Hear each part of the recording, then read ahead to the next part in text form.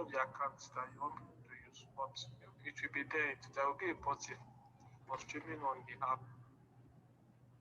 It's always look after. Then you will think seriously on what you do with these children so that tomorrow you will be proud that you had them as your children and they have you as parents. Having said that, the question says modern day parents don't want to be their children and stuff like that. And I want to say here that it would be wrong to say that children should not be beaten. Much as beating is not the only way to treat a child or to train a child. If you go to Proverbs chapter 22, verse 6, it says, train up a child on the way to go, and even when he grows old, he will not depart from it. So my take on that is that the rod is part of the training of a child. It's not the only way a child is trained, but it's part of it. As you're training a child, there comes a time when you have to use the rod. So that's my take on that. And I want to also talk about the 3 big F's in human management. Be firm, be fair, and be friendly. And this is very important in a family. You have to be firm. So when you say a child has done something wrong and needs to be flogged, then flog that child. That's my take. Thank you. Okay. Now, as you said, should we use rod alone in this training or in disciplining a child? Like I said from the beginning, the rod is not the only way to train a child. Every parent will have to instruct the child on the way to go. We all grew up in the Catholic family knowing, going to catechism classes, we are being taught what to expect, what we're expected to do to become good Christians. So the very first step for every parent is to train up a child on the way to go, the morals that a child needs to have. And it has to start very, very early. Along the line, as you're training the child, there comes a time when you have to discipline this child. That is when the rod comes in. Some people don't use the rod, they can use some other ways to discipline. But then that is when the rod comes in. It is not the only way to train a child. The truth of the matter is this. When you keep flogging a child, the child becomes used to the cane or the rod that it no longer makes any meaning to him. All he knows is the highest he will do is to flog me. I hope you understand what we're saying here. There is this categorization of the 3 types of fathers you have in the home. The first one is the father who has no influence at all in the home. Whether he's there or not, the children do not even know. So they carry on and do things the way they want to do it. And they grow up becoming whoever they want. Whoever they look up to in life is who they become at the end of the day.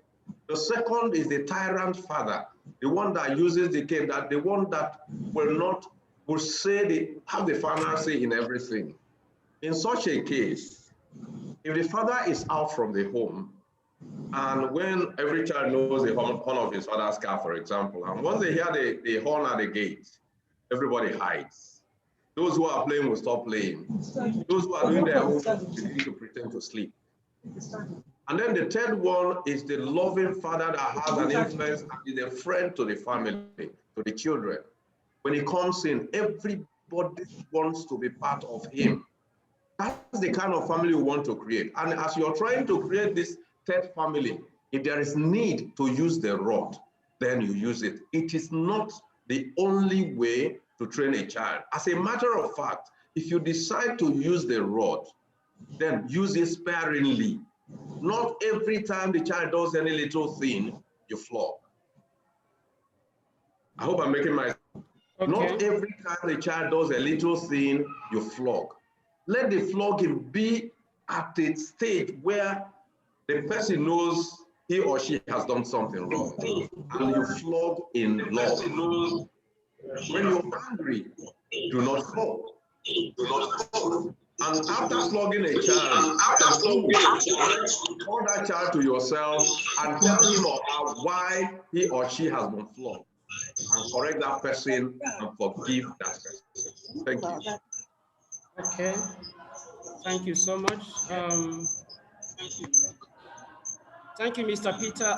You have made us to know that the training is the basic, and the flogging can come in when necessary. Then secondly, you discover that there are children, even upon all the training and all the effort the parents have been able to put in, especially stubborn ones, they seem not responding to this training, more especially maybe perhaps a peer influence. So the child continued to get stubborn and all of that. So in this case, I want to address this question to our second speaker, Madam Laurencia Onyekwelo. So in this case, how do you think stubborn children will be corrected? Because some of them, as the first speaker rightly said, have a kind of develop a hard skin that even flogging doesn't make sense to them. So how do you think that these stubborn ones, if you say, oh, I will flog you, they say, okay, is it not just flogging? So there has seemed to be, very,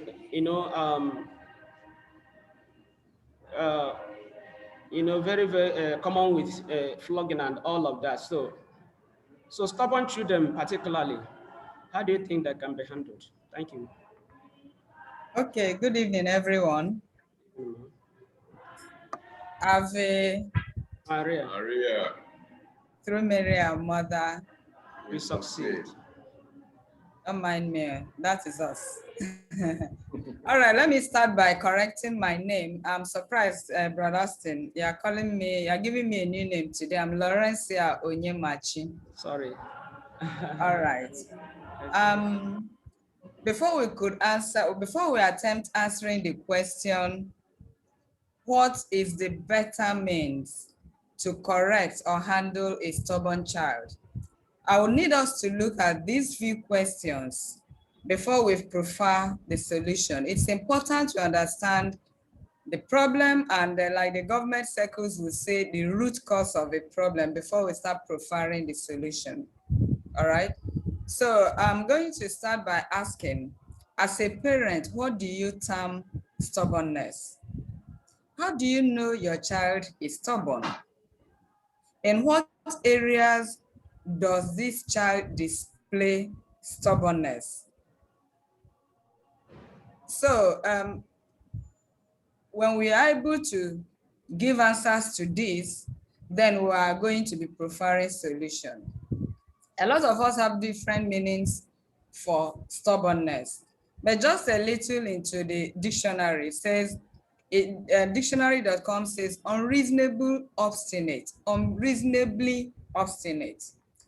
Collins Dictionary says it's refusing to yield, refusing to obey or comply. That brings us back to, what is it this child is not obeying? What is this child not complying to? Is it that when you send this child on an errand, he doesn't go? Or you ask this child to dress like a moral person you want him to portray, he is not dressing so? Every time she wants to expose all her body. Is that the stubbornness?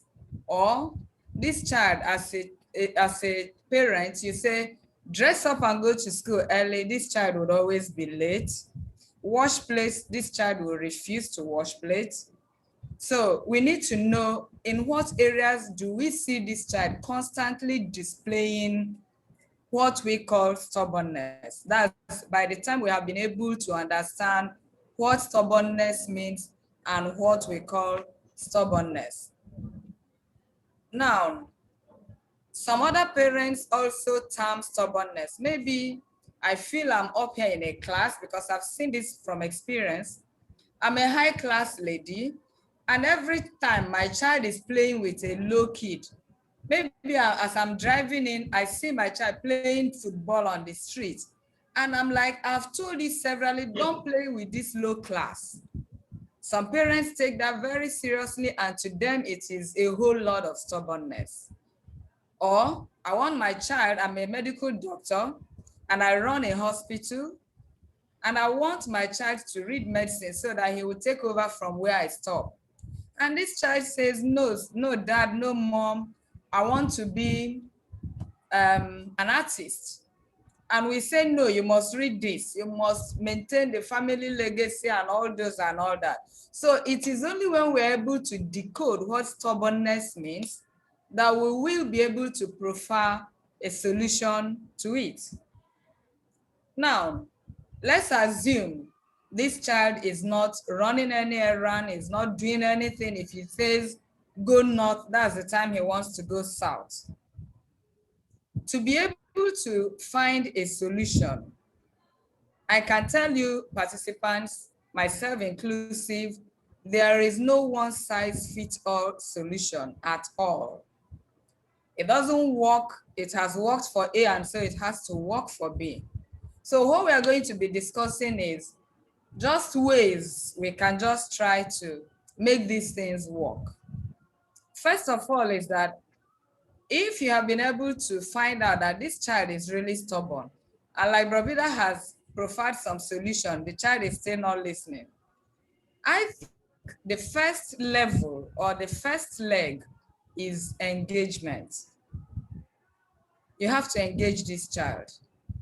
You have to have a discussion. When I talk of engagement, I'm talking of a connection. You need to connect with this child. You need to see his or her own point of view. If the child tells you, because sometimes they can talk absolute nonsense, fine. But if you have not been able to puncture his nonsense with a superior position, he will just be forcing the child, but he does not understand why he has to do what you want him to do. I was watching one video on TikTok, I think one day, somebody social media. So the speaker was saying, I was telling my child to stop writing with chalk or crayon on the wall. And this child kept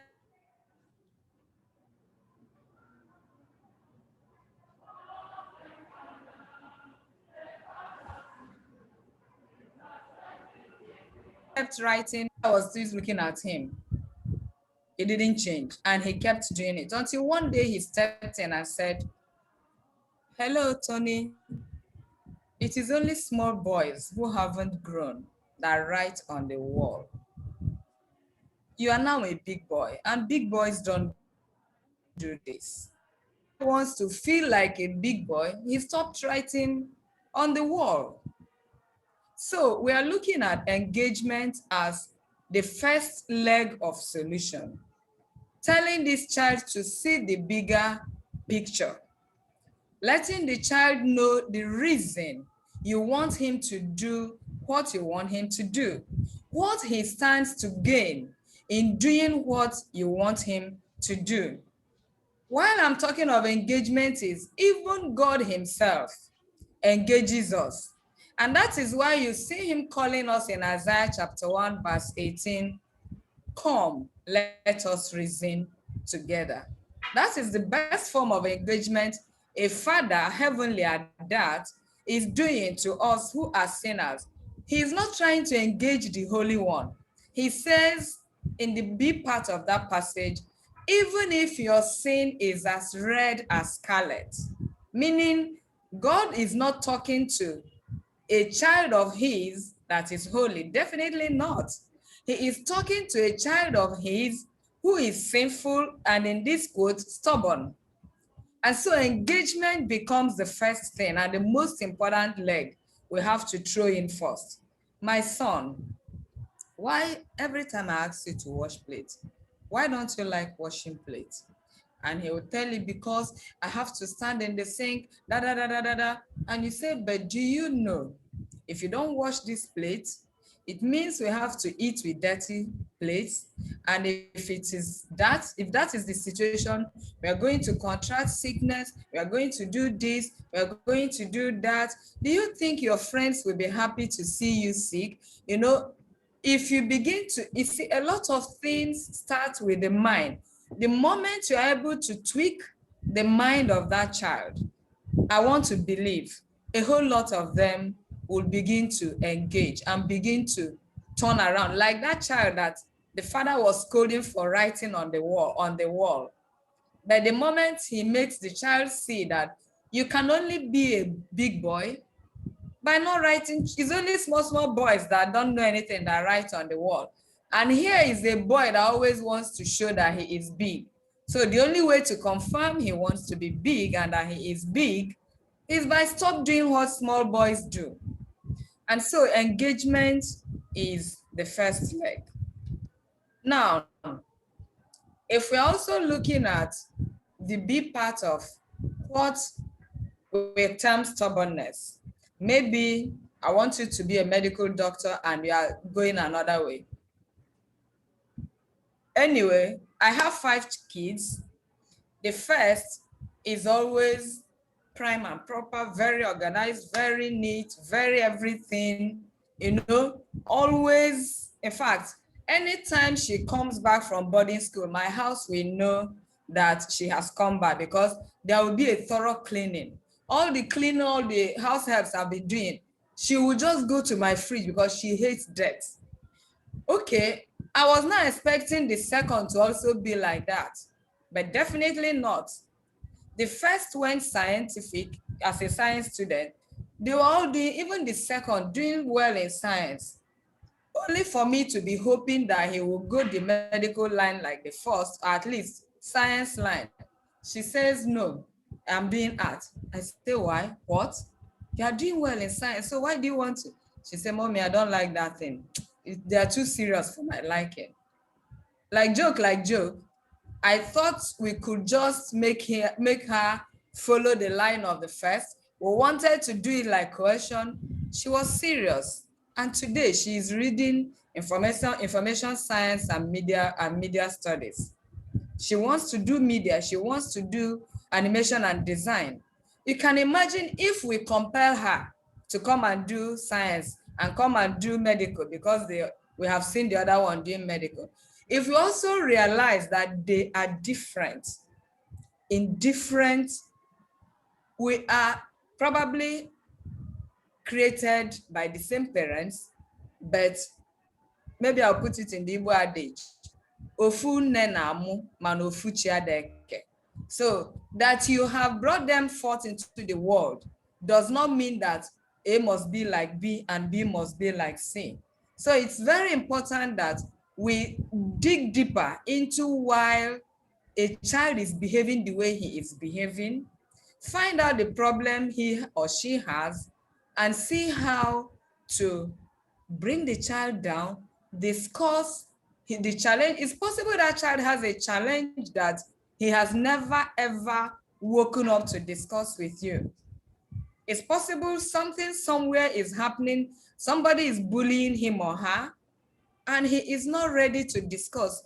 It is our duty to look beyond what we are seeing, engage them, and be more friendly so that even when you flog, they will know her. This one that is flogging me today, I've goofed, I've messed up. Yes, because even the flogging, I don't know if your child have not told you about burning canes. You go to boarding school today, you're flogging a child and he just brings out his hand. Bah, bah, bah, bah. Because they don't want to feel they are small boys. I don't see how many children you see in school again. Teachers will tell you, they no longer cry. You flog and get tired and go and sit down.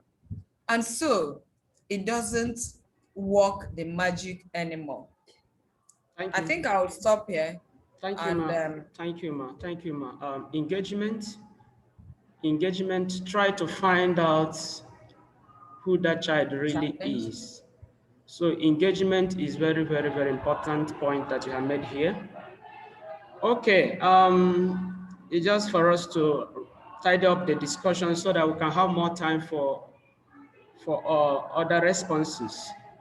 Now, in our time, the issue of the use of mobile phone has been a kind of a challenge to most parents.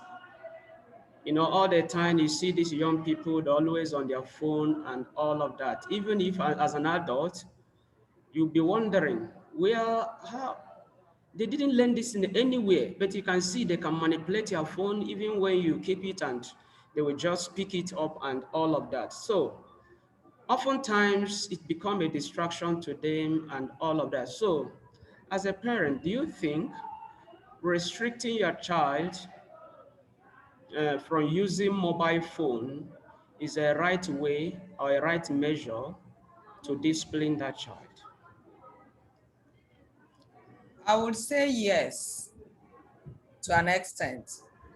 And I would also expand the phone to mean any other gadget, any other phone item, including the television, including the, even going to parties. Most of the time that has become a more formidable correction measure than, because for them, that is more interesting. If you deny them access to their phones at the time when they want to have it, it pains them the more than even flogging, from experience. If you deny a child a birthday party he has been warming up to attend, maybe for the last 2 weeks, and all of a sudden he misbehaves, you cancel the party, that will have a more positive impact than the flogging.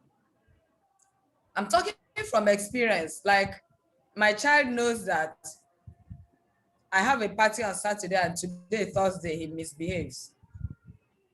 Very likely, they will not even remind you again that, I have a party. What you will see them doing is, that day they will wake up very early. Before you get up, they've cleaned the whole house. They're asking you, Mom, is there anything we can do? They are running around. All those things you have been begging them to do since, they are doing it, and they want you to see that we have done it too. And then they will now send maybe the younger one to come before you and ask, Chisom, Shebi, today is that your party? Because he doesn't have the effrontery to talk about that party, because he knows he's already in a dangerous zone. He doesn't want to talk about it. And so the other one comes and says, but today is your party, are you not going again? Sometimes if I want to forgive, I would say, my friend, go and dress up. And even if you go for that party, I will make you go late a little, so that you will know that it is not just you wake up today and decide to behave the way you wish to behave, you know? So it is important that we know that removing those things of interest bear more fruit most of the time than the flogging and the other punishment. If I know what you like and you decide to misbehave, I'll just go and plug off or switch off what you enjoy for the time being. So I agree to that question, that taking the gadgets, taking off, sometimes the punishment can be, you refuse to renew the DSTV. For if the whole house has committed offense, you don't renew the DSTV, and they have something they've been waiting to watch. There is going to be a new episode of XYZ, new episode of XYZ. You just yank it off.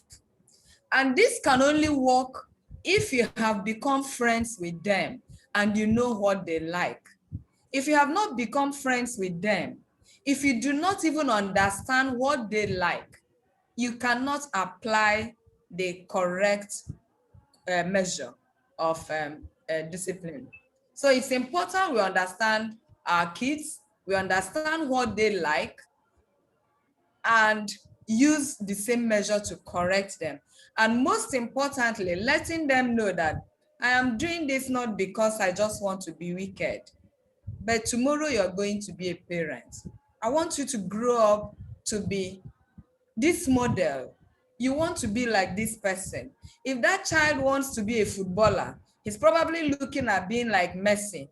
And you Google Messi's background and tell him this Messi you want to be like. This was him. He was poor. He was not always on television 24/7. He's always working hard in the field. He jogs 2 hours a day. He does it. So you are bringing to bear, using the model he is idolizing, so to say, to also teach him. You want to be like this person. This is what this person does. There was a time Usain Bolt in my house was anytime you want to do, somebody is doing like this. So you want to tell them Usain Bolt is this, but look at, he was poor, he was that. You look at the background history and tell him Usain Bolt was always not licking ice cream all the time. Oh. See his background, see what he was able to achieve from obscurity to this level. So it is important that we get to know what our kids want, we get to be friendly with them, understand them. That's the only time we're able to bring that big picture to them. And if they understand clearly that even the flogging, even the punishment, even the denials, they are not because you hate them, but just so that tomorrow they will be that which they want to be. Yes, at the moment they will be angry, but later they will understand that it was after all in our best interest. Thank you. Thank you so much, Ma. Before we are going to entertain some reaction from the audience. But before then, I want to let us if you have any question, please start sending it in. And we also would like to have your address for our subsequent webinars. You can send in your email so that we'll be able to reach you. So start sending in your questions. Before that, now when you look at, as you have said, that is really a good correction measure in terms of denying the person, your child, the mobile phone. But you discover that currently it is called mobile phone. Sometimes you're not even there. And they use this thing even when you are not around. So, and also some parents also of the opinion that this mobile phone, they need them, perhaps single parents that may like to contact their children and all of that. So in terms of age bracket, should you really allow your child, maybe at what age do you think that it will be good for a child to use a mobile phone? And considering the age we're into, before you know it, they may see something that is really not good and all of that.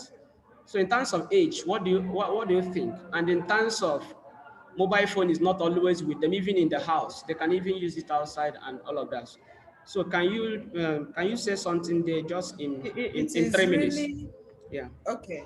It is really a challenge. In fact, I have had, maybe because I have enough time now, I was telling the teacher of my child of old age. I have a child of old age that is 9. And I was telling the teacher, I was always giving them trouble because I became his lesson teacher.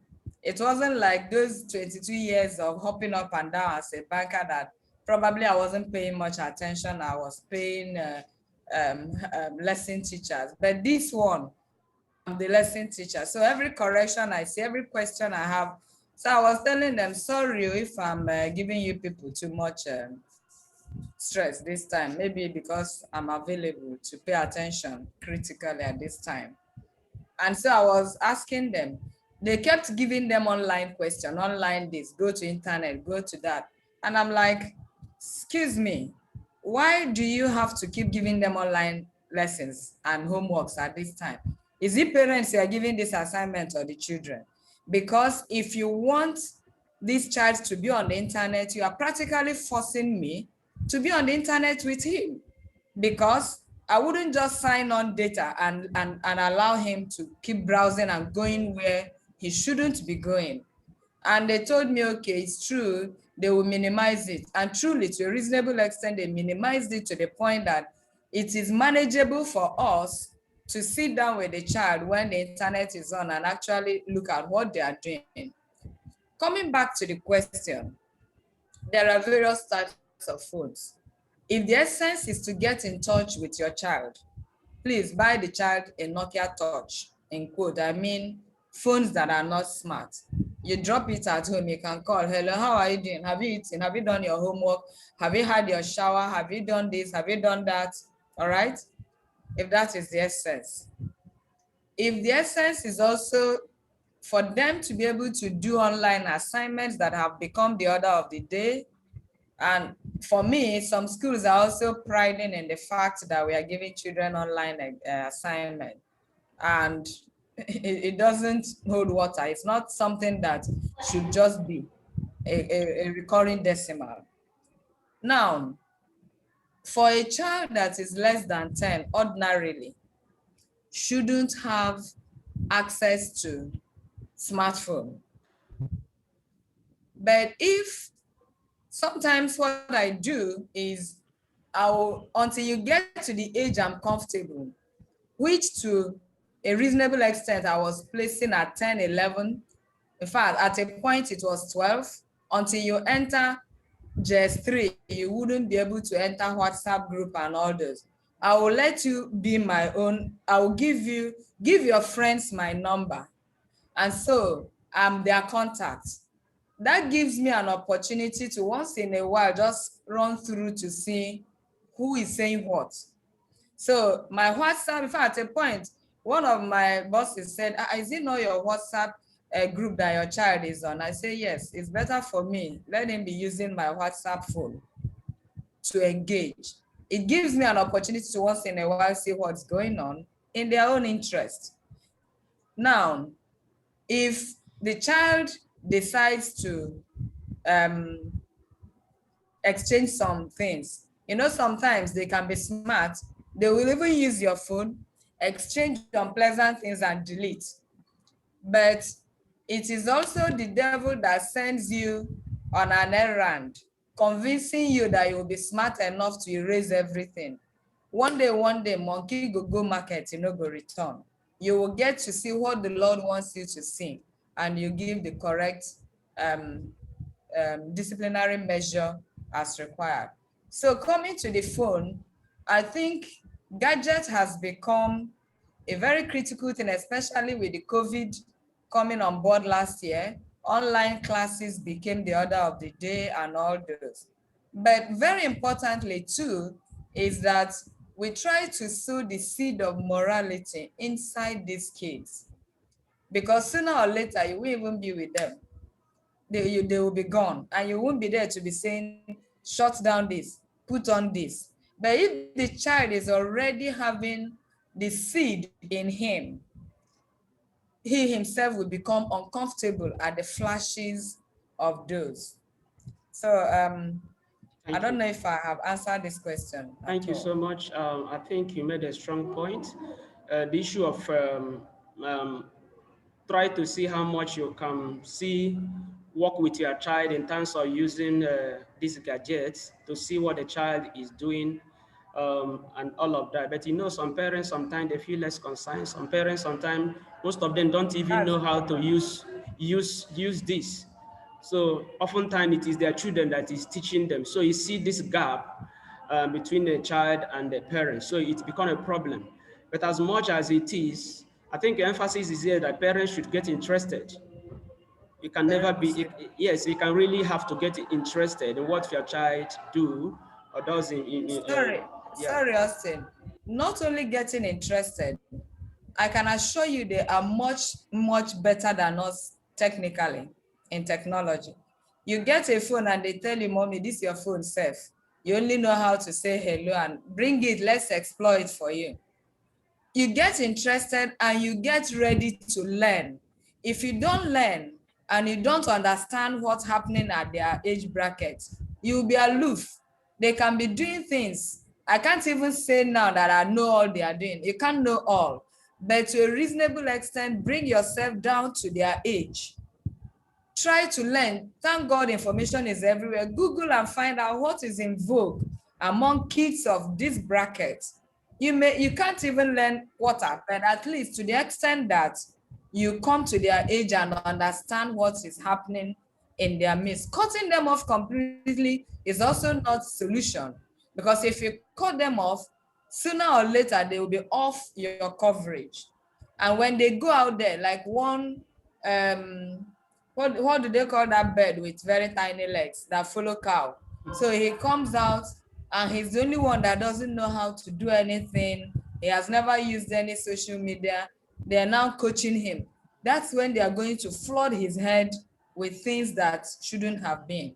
But if you have allowed him a window or high window and you are just keeping a tab, you are able to understand and do some corrections so that when he goes out there, at least whatever you have sown in begins to manifest Thank you. itself. Thank you. Okay, can I invite Mr. Chinedu to send in the questions? Mr. Chinedu, can you send in the questions? Okay, Mr. Peter, you want to say something? Yes, I just want to add that most of the time when you train children, it's not just what you tell them that they take from you. They also take from you what you do. Exactly. So if you in your family has values that everybody keep to. For example, as Catholics, every morning in your house, everybody goes to morning mass. The prayer altar in your house is active. You have time to do Bible studies and do catechism in the house. There are morals you are imbuing in these children that will not be wiped away by peer pressure. So when they are no longer with you, those morals you've given to them will always come up to protect them, even when they are being pushed to do things that are wrong.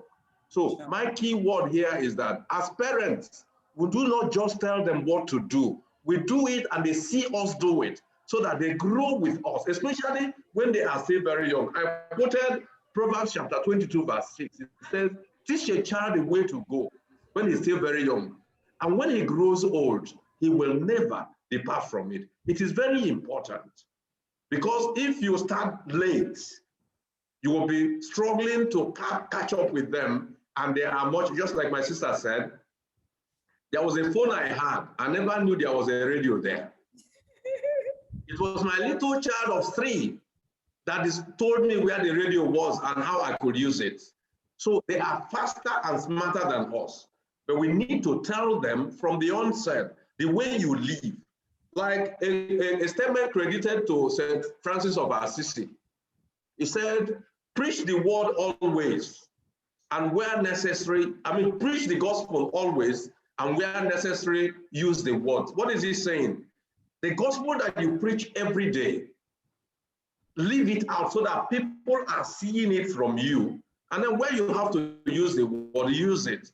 So it is very important as parents that we lay the good foundation by the way we live and act. And our children will pick up from there. And they live their lives even when they go outside your reach. Thank you very much. Thank you, sir. We have to be a model. Even when we as parents and use phone always and always, and you don't even pay attention to them, then what do you expect?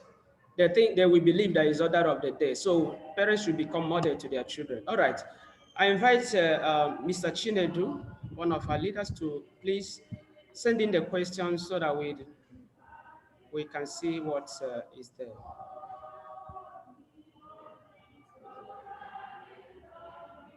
Mr. Chidubem, are you there? Yes, I am. Okay. Okay. Thank you very much. Can you hear me? Yes, we can. Yes, we can. Yes, we can. All right. Thank you very much, our invited guests, for the wonderful teachings you did. Indeed, we have so many things to talk about here. And because of time, we just want to touch a few questions. If you don't mind, I will just read up the questions one after the other, while I will direct the question to any of you to help us. The first question goes like this.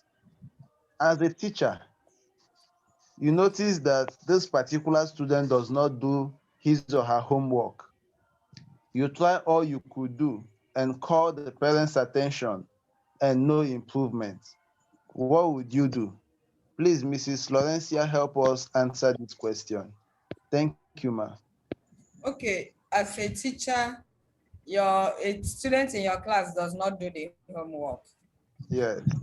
Okay, first of all, I was watching one video just yesterday. A child always comes late to class and the teacher flogs him. And one day the teacher got to see that this child has to wheel his aged grandfather before running back to school. That was the day he stopped flogging the child and realized that this child was actually passing through hell every day before coming to class. So first of all is to try and find out why this child is not doing the homework. Is it that he's not interested? Upon engaging the parents, I don't know what the outcome is. What did the parents say? Because some of the kids, depending on the understanding of the parents and the economic background, some of them will go home and hawk pure water first. They will hawk pure water when they come back home, they are tired. Is that the time they will do homework? So I always want us to look at the underground current that is the problem. So if it is that, it's also possible that the child does not understand and the child does not also have an educated parent that is interested or will understand the question. And so instead of the parent embarrassing himself, helping the child to do a question that he will go and get 0, they will just better avoid it. All right. So you find out what the problem is. It is the problem that will give the understanding of the problem that will give the solution. Call the child and say, come, okay, you don't always do your homework. Why?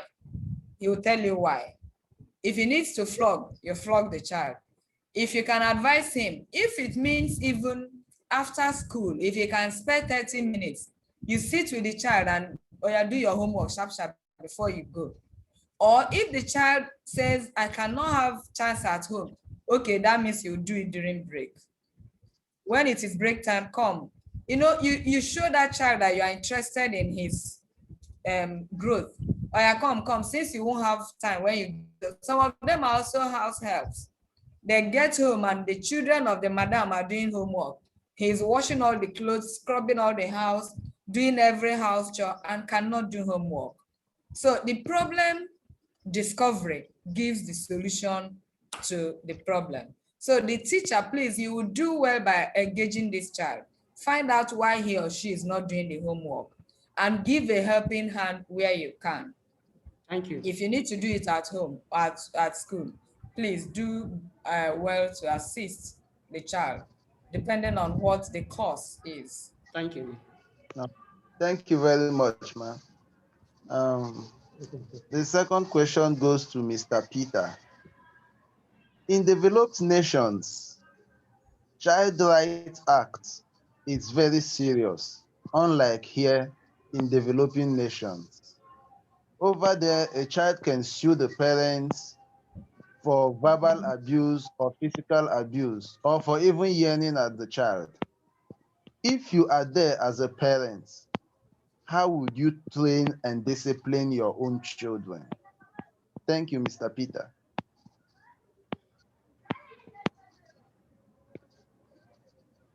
You are muted. Okay. Hello, Mr. Peter. Okay, it's a meeting. You are still muted. Okay. Okay. Are you hearing me now? Yes. Correct. Yes. Okay. If when our sister was talking, I'm sure she dwelled a lot on the solution to this. Yes, I agree with you. In developed nations, you don't flog children because there's Child Rights Act and all that. You can't, spank your child. You can't shout on the child, and they have a right to call the police for you and all that.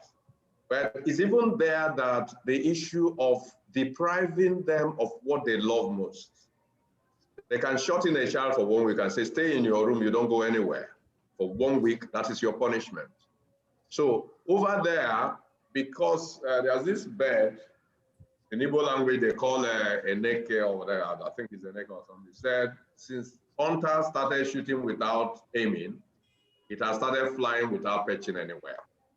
So even as the Child Act came up and the parents can no longer train their children the way even the scriptures, especially in the Old Testament, enumerated, they came up with other things.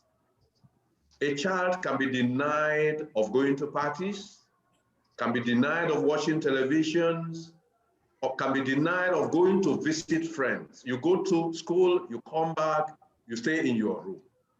That's one sure punishment. And I tell you the honest truth, most times it's the most effective. When I was growing up, my father died when we were very small. So it was my mother that was up to training all of us. And her own method of training me was, if I do anything wrong, or I come in with a friend she doesn't like, she won't talk to me. She will let me go to sleep. Around 2 a.m., 3 a.m., when the sleep is so sweet, she will come into my room and wake me up and ask me the question she wanted to ask me. And then she will tell me things in a very cool and quiet voice that for the rest of the day, the following day, I'll be sober. She hasn't raised any cane on me, but she has achieved more than a cane can achieve. So even in developed countries, deny them of those things that are dear to them, those things that they enjoy so much, those friends that they move around with so much, until they realize they've done something wrong and they are ready to make amends. Thank you. Yes, sir. Thank you very much. We have 2 more questions here.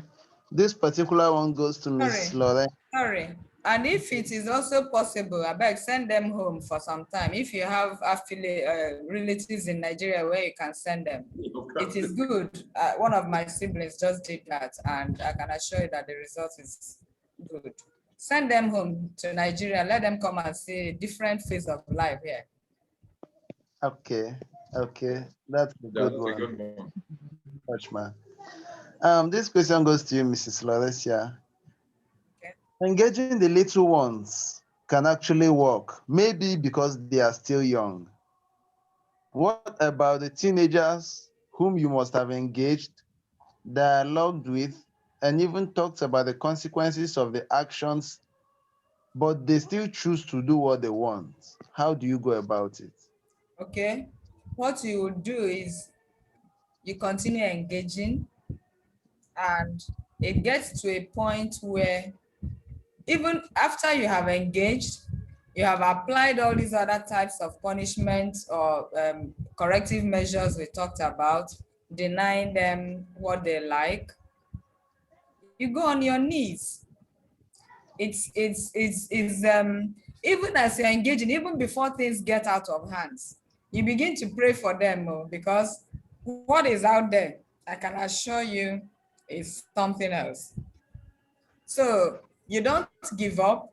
I wouldn't say that because you have engaged, because you have applied punishments that you think are fit and this child doesn't change, you should disown. Definitely not. The child is still yours, whether disowned or not, is yours. Any day you still hear the name or see the face anywhere, it will still touch your body. This is out of you. This one came out from you. So you just keep engaging, keep discussing, keep praying for the child. One day, it will happen that he will turn back. Teenagers at that level, a lot of hormonal things also happen in them. It is important we understand it. If you can even engage a psychologist or find out who is it this child listens to. In school, don't be surprised, he has a friend that is, in fact, almost controlling him. If you can get to that child to talk, especially if the child happens to be a good one, you can get to that child to talk to your own, that will be fine. I have had kids that influenced my children's life in their class, and they are the ones telling me, since I started sitting near this one, a lot of things changed. And I want to see that child, and I want to get that child closer.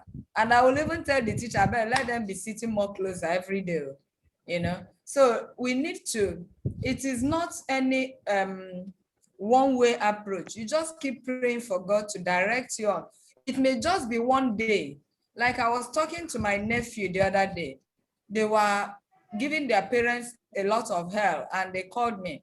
And I can't even remember. I just gave him instances of you have your father, you have your mother there. Can you imagine this other child that both parents are dead already? Do you want to be in that shoe? Do you want to drive your parents north? If I gave them an assignment to browse and get me sicknesses that are as a result of depression and all those.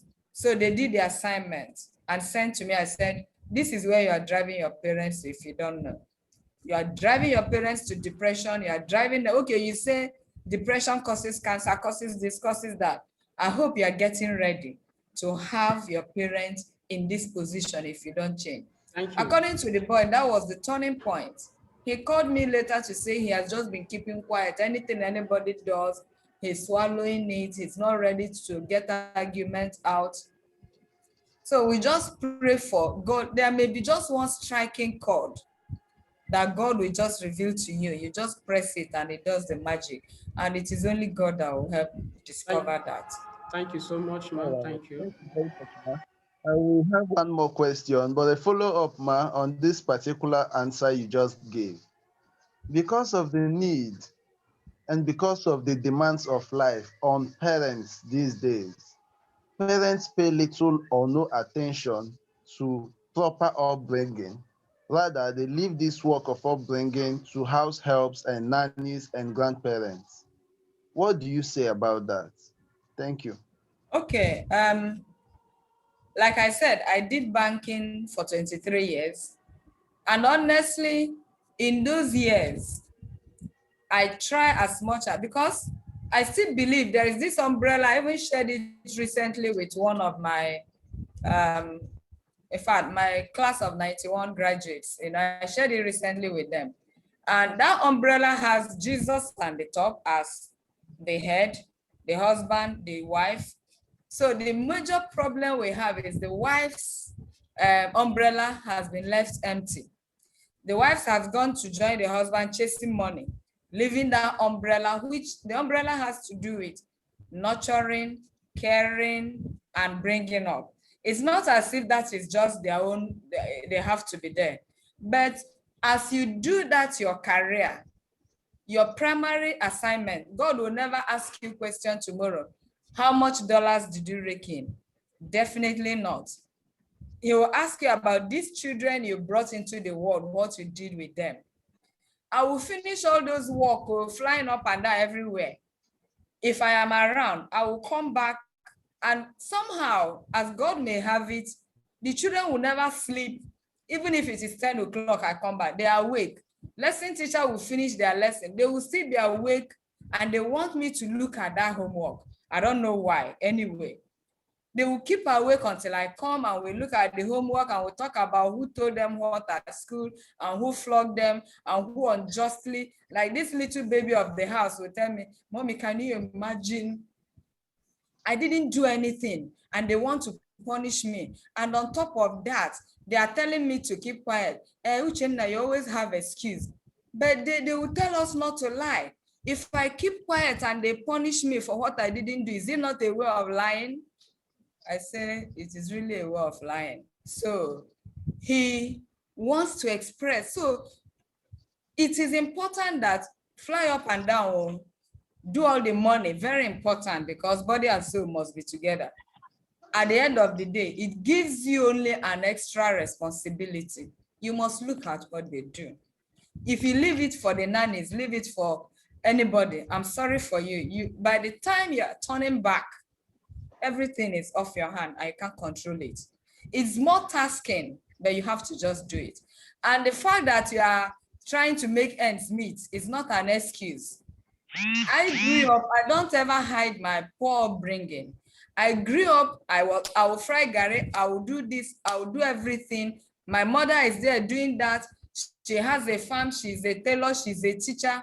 At the end of the day, we must still come back at that circle and discuss all that are happening. And if you even engage your kids as you're doing it, it helps you. You must make ends meet, but it's not an excuse. I have heard one professional talk to us women that the nanny was calling me, my child is running temperature, and she says, so am I a doctor? I say, sure. Madam, you don't get this one, no? That you are flying up and down does not remove an iota of your responsibility as a mother. Even if you are in Dubai, when that time comes, you know they are back. Thank God for video. You put your video on, call the children. So what happened today in school? They will tell you this one beat me, that one beat me.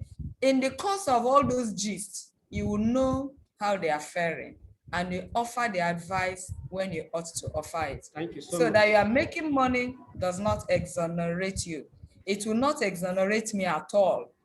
It makes you bend over backwards, I agree. It's not going to be an easy one, I agree. But then, if you know you want to make money, then don't have plenty children. Or if you have plenty, you have to bend over backwards, because it's a core responsibility that we have taken. Another one that goes to it is, a lot of us are Christians. I go from CW that, fellowship that, up, down. Your responsibility, as far as you have not been called as a priest. I tell my women, when they say we didn't see you here, I say God saw me when he was selecting all the reverend sisters, and he didn't select me. Now that he has given me these 5 children, I have responsibility over them. So if we fly evangelism everywhere, running up and down, and the one that is right under us, we are not paying attention, we are finished. So that's where I'll stop for now. Thank you, All ma'am. right, thank you very much, ma'am. You've done a good response on that. The final question goes to Mr. Peter. Mr. Peter, please, are you still there? Yes, I'm here. Go ahead. All right, sir. This is an analogy. You are a farmer in a remote rural area, and then your son, whom you've worked with all along, gained admission and went over to the city for high schools and then for college. When he came back after a long time, he refused to join you in farming, while he is yet to secure a source of income for himself. What would you do as a farmer and as a father to advise or to reclaim this your son, whom you think has been lost to the influences of the school? Thank you, sir. Thank you very much. He was a farmer before he went to town, went to the city to go to school, and then he came back and he doesn't want to be a farmer anymore, right? Yes, okay. Sir. This is the story of the average Igbo man, for example. Okay, we go to school and we learn English and we come back, we don't want to speak our language anymore. When you speak it, you are an idiotic person, you don't know anything, right? That's the story of the average Igbo man. And sometimes these things happen because they get to that place and they get whitewashed. I remember when we were in secondary school, primary school, secondary school, we had this notion that once you graduate from school, you get into a very big office, you wear your white shirt and you wear your tie and all that. And so the little things that they do at home is no longer of interest to you. So if we go with that notion until things become very hard and we see that what we are taught or what the impression we had is not the correct one. That child goes out, comes back, and farming is now a very dirty thing. I'll tell you a story that trended some time ago. A young man went for an interview. And so they asked him a question.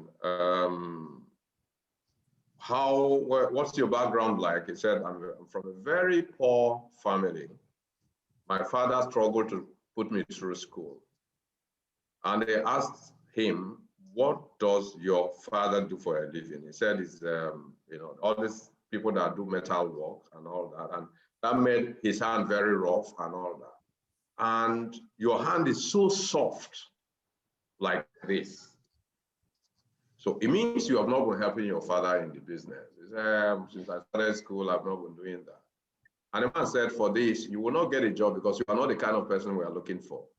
We are looking for somebody who will come in here and put his head down and help this company to grow. With the kind of life you have lived and the background you're coming from, you're not the right candidate that we're looking for.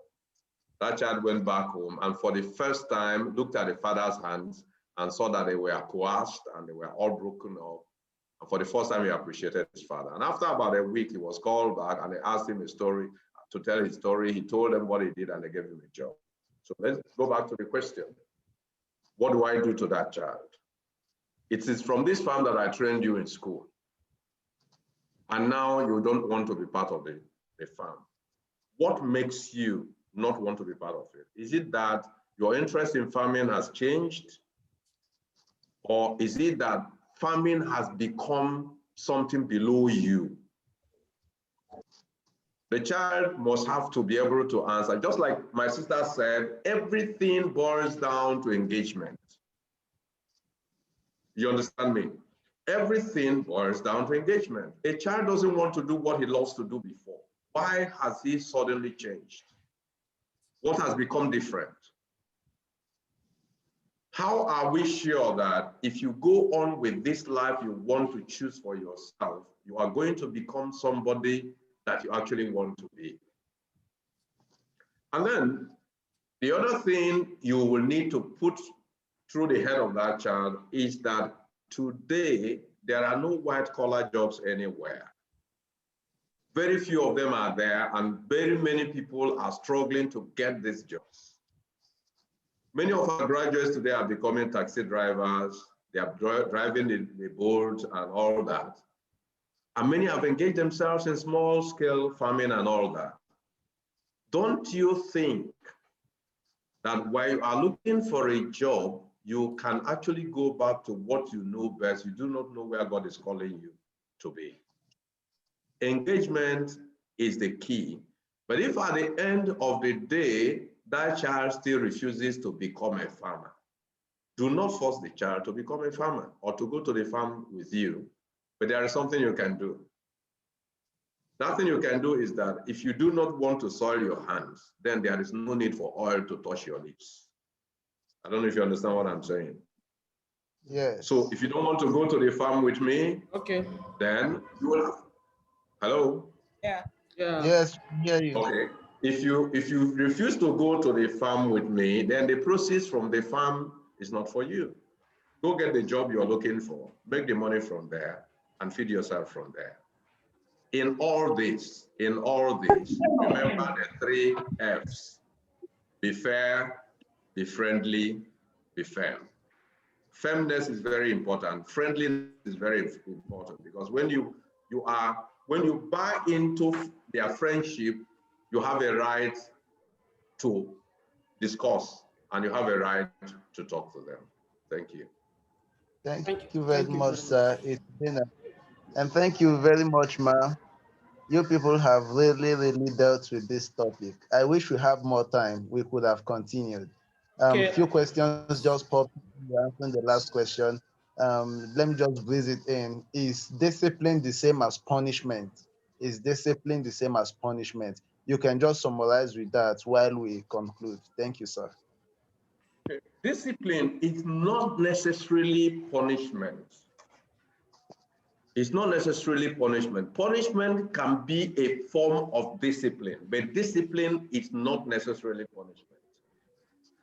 For example, if in your family today, you say that every morning, everybody in this house must go to morning mass. That is where we start our day from.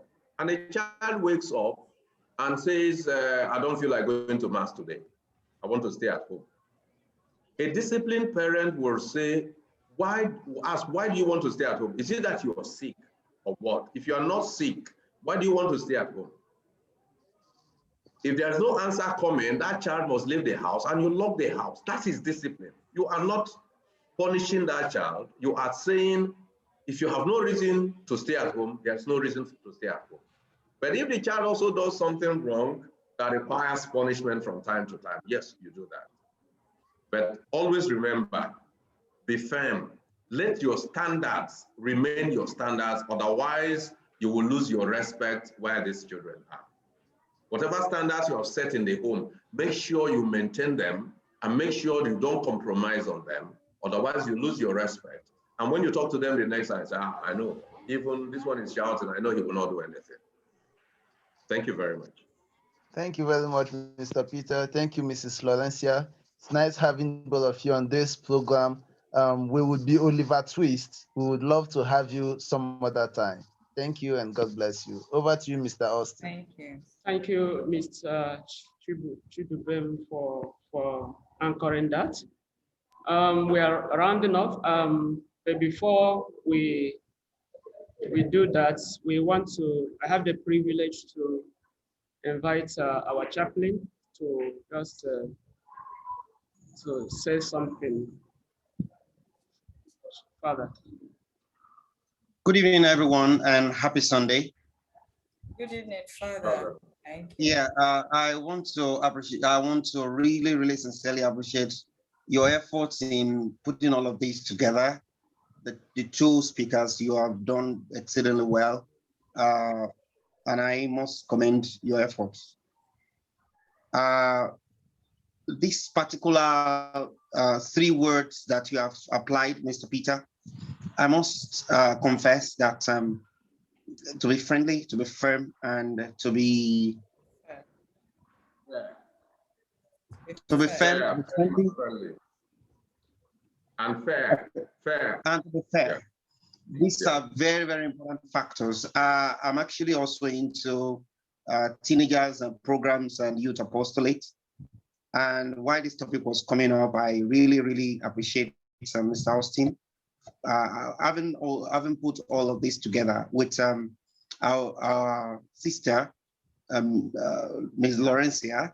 Ma, thank you very much for your contributions. These practical examples are very, very wonderful.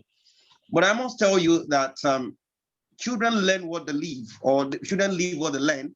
As I don't know if you have gotten to see that before, as given by Dorothy Lawnott. Children actually learn what they live.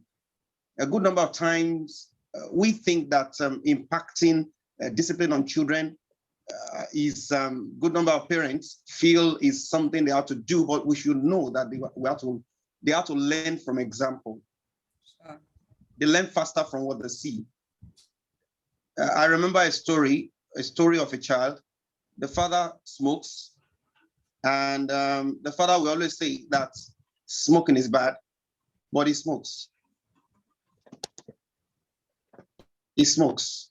So eventually the child, someone courage one day to ask, Dad, you said smoking is bad, but you sent me to buy cigarettes. I can't understand. So at that point, you will not have any moral justification to speak. Sure.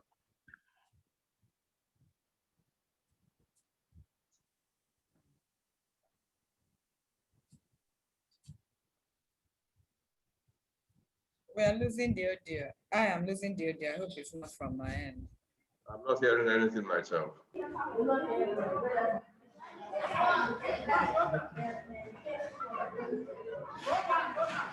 Father, are you still there? I check if you have touched a mute button, but he's not showing muted.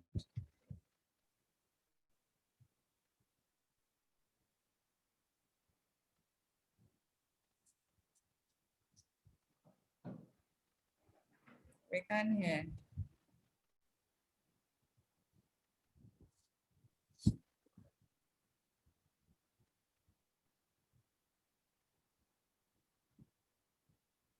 Sorry for that. I think he's having issues with network. I think it's a network problem. Over to you, Mr. Austin. He's muted. He's muted. No, I don't think. He's muted. I think he's mistakenly touched the mute button.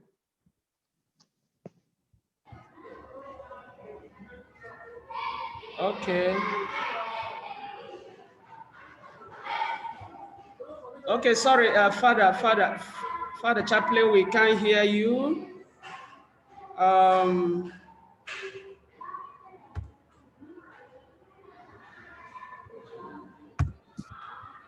We can't hear you. So I want to say good thank you for all of you. Maybe you can still get further back. But so we are Catechetical Literacy Catholic Faith Forum. As I rightly introduced when we started, is actually the forum, particularly for the young people, where we gather online to share our Catholic faith. It gives them opportunity to use their talent creatively to be able to evangelize the world. So that's what basically we do. So you can reach us at that inquiry is there. You can call those number. You can send us an email. I couldn't get our WhatsApp link, but if you can reach me by that phone number, then you can join our WhatsApp group so that you can learn more on this. So final word. We just final word for our speakers, just in 2 minutes each.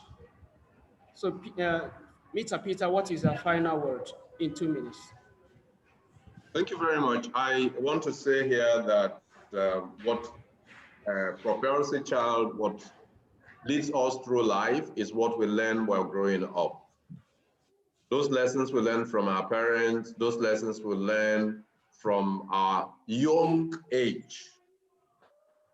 Those are the values we carry all through life. So for as many as have lost their roots, this is time to go back. Go back to the things your parents taught you. Go back to those values that your parents hold there when you were growing up. Those are the values that will see you through life. The new things that happen today, yes, they are good. They will improve your life, but let them not form the bedrock of the way you live, the life you live, the way you see the world. Do not look at your parents as old-fashioned. They are not of the modern age because they have values. The Catholic Church teaches us about tradition. It said those things that the apostles learned from Christ, they handed over from generation to generation until they got to us. Do not lose the values that your parents taught you. Use it to improve your life today. Thank you very much.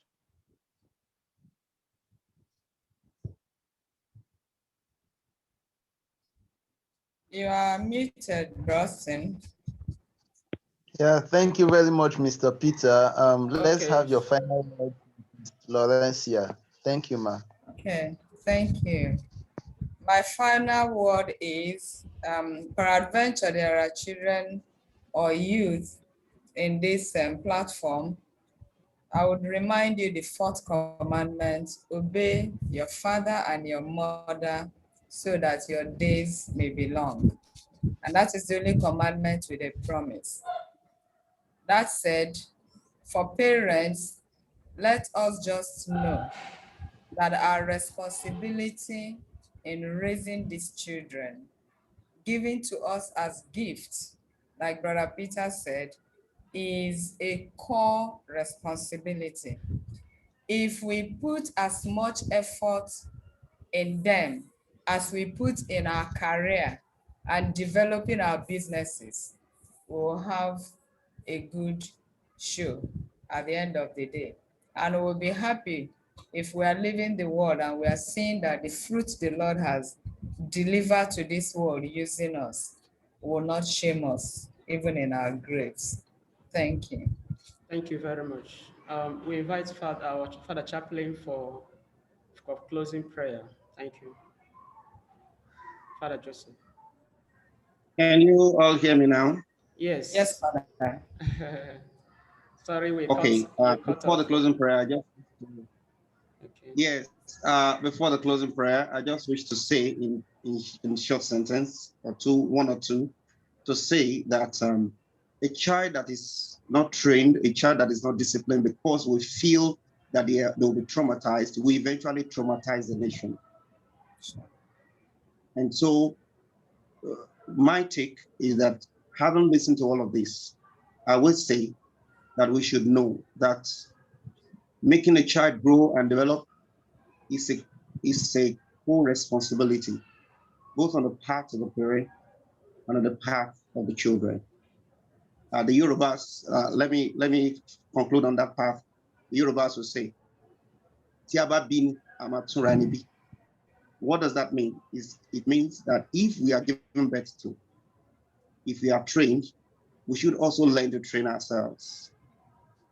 And so I pray that God in his infinite goodness will bless all of us, bless our efforts, bless our word with children who are ready to learn, and bless our word with parents who are ready to also live by examples. Thank you. Thank you. In the name of the Father, and of the Son, and of the Holy Spirit. Amen. Our help is in the name of the Lord. Who made heaven and earth. God, our Heavenly Father, we thank you for the gift of life. We thank you for the gift of faith. We thank you for the gifts of children. God, our Heavenly Father, we are here gathered together, discussing on how to improve our lives, how to improve homes, and how to improve the life of our young ones, the future of our church, the future of our country, the future of our world. We ask that you continue to grant more wisdom to parents, grant parents more patience, and we ask that you also grant the children more docile hearts to learn, grant parent wisdom to teach, and we ask that you grant us all faith to listen to you, to walk along your path, so that growing together, we will be on the path of your kingdom. Bless all our speakers, bless every home, and bless your church. We pray that you bless our country, revive our nation from the verge of collapse, and let morals continue to be our watchword. We ask that you bless us today and continue to bless the work of our hands. For parents and families who are going through challenges, we ask you to heal them. We ask you to minister to them. For children who are undergoing crisis because of their experiences, we ask that you visit them and minister to them, so that the glory of your name, your kingdom will be promoted, and we'll all have joy to serve you, to know you, to love you, and to be with you forever. For these are many more blessings we ask through Christ our Lord. Amen. Amen. Mary, help of Christians. Pray for Pray us. for us. Pray for us. Saint Don Bosco, Pray for Pray us. Pray for for us. Saint Charles Loanga. Pray for Pray us. for us. The Lord be with you. And And with with your your spirit. spirit. And may Almighty God bless you all, the Father, the Son, and Holy Spirit. Amen. Amen. Good evening and happy Sunday to you all. Living. Thank Thank you. Thank you. Okay. Good night, everybody. Thank you for being with us. Thank Thank you. you. Good Thank you. night. Thank you. Bye.